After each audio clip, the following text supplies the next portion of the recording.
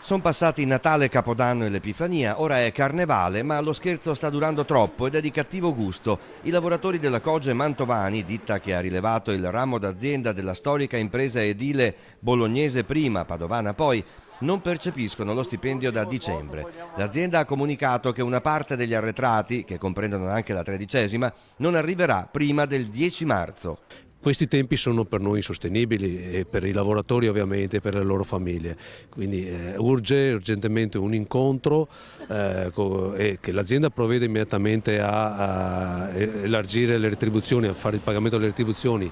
Pochi cantieri, carenza di liquidità, ancora non si sa il perché del ritardato pagamento degli stipendi diventato, dicono i sindacati, sistematico. Tenendo in considerazione che eravamo in 116 ad agosto, ad oggi la gente sta scappando perché non c'è futuro, sono rimasti 85 dipendenti. Le promesse che l'azienda ha fatto dal piano industriale a tutti gli impegni che si era presa non li ha assolti. Dipendenti in fuga perché pagati in ritardo. La CGIL ricorda che la normativa sul concordato avrebbe come obiettivo il salvataggio dei posti di lavoro. In questa operazione di cessione di ramo d'azienda non c'è la salvaguardia dei livelli occupazionali. E allora a che scopo noi stiamo oggi